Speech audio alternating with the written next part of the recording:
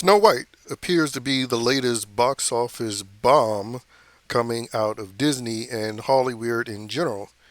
You know, the race swap Snow White with a brown Snow White, an actress who was very combative and disrespectful of the lineage of the film, which is based on a European mythology.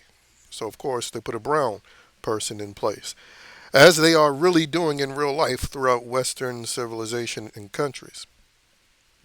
And whenever you have organizations like HuffPost dissing the movie and other liberal outlets such as that dissing the movie, like NPR, then you know more than likely this is going to be a bomb.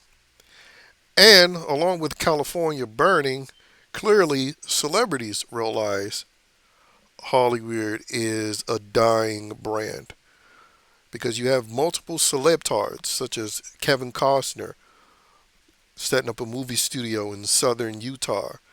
Recently, you had a True to Texas campaign with Billy Bob Thornton, Woody Harrelson, Matthew McConaughey, Renee Zellweger, Dennis Quaid, talking about bringing filming to Texas. And then, of course, Cat Williams recently made news building his own film studio in Alabama. Basically, all signs that even the celebtards that work in Hollywood realize that there are other alternatives that they should be seeking.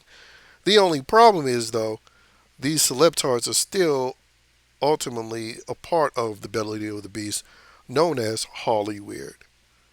Or, as I like to say, especially with the new realized term US aid, uh, Hollywood USA, because that's what Hollywood has been.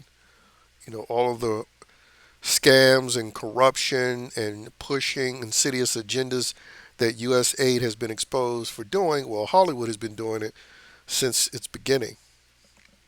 And now, with a dying industry, they're trying to spread their tentacles into other parts of the country. And, you know, before my previous channel got deleted, I had multiple videos talking about how, you know, one of the two ways that you can truly win the culture war, especially when it comes to uh, entertainment, was number one, vote with your wallet. Permanently boycott Hollywood. Stop trying to save it. Stop idolizing it. Stop hoping that things return to where it once was. Let it die because this is an industry that deserves to die. I mean, because I also saw a headline talking about how people walked out on the movie because it was a Trump hating Snow White remake when, quite frankly, they're part of the problem. You know, these Trump supporters, Republicans, conservatives that still consume this Hollywood entertainment product, especially within the last 8 years, they're part of the problem. But anyway, the one way I said to defeat the beast is to remove your money permanently from them. The second is to build these viable alternatives outside of Hollywood. Because there's no reason that every single state can't have its own, for lack of a better term, Hollywood industry, where every state sort of mines all of the stories within that particular state, because every state has its own history and mythology that it can draw from, and just personal individual stories where you can get drama and comedy and even action from. Every state has that.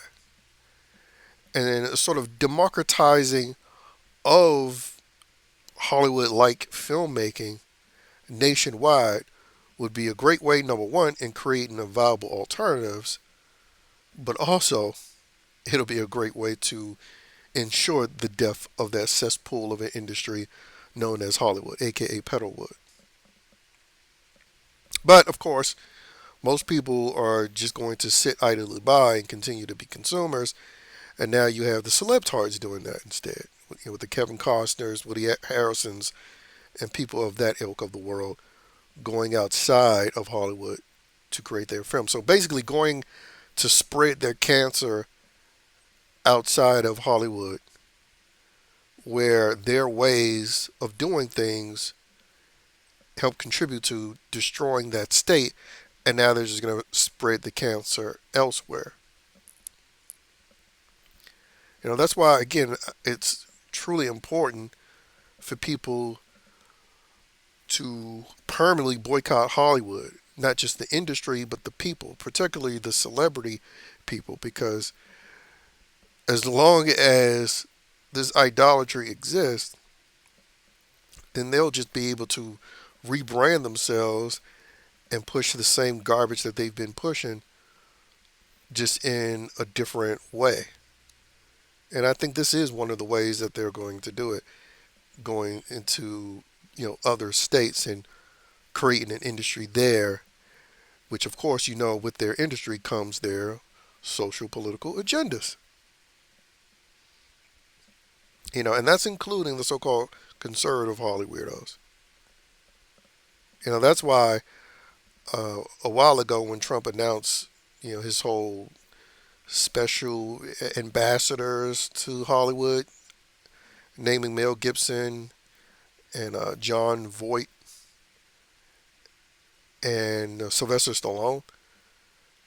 That's why my hope was that instead of trying to save Hollywood, he would use that as an opportunity to create Hollywood like industry, but in other states by incentivizing filmmaking, independent filmmaking, and championing, especially, you know, sort of conservative media, or at least people that are really good filmmakers that's willing to make, you know, not just faith based films, but films that champion, masculinity and patriarchal leadership. Kind of like what you used to get in older Hollywood movies. But again, they always had, even in those older films that we can enjoy, they always had their insidious, lip-hearted ideologies pushed in those films. Anyway, ultimately, we'll see how this turns out. And all I can say, I'm glad to see any Hollywood movie failing. But the entire industry would die if just conservatives, Republicans, and especially Trump supporters permanently boycotted them.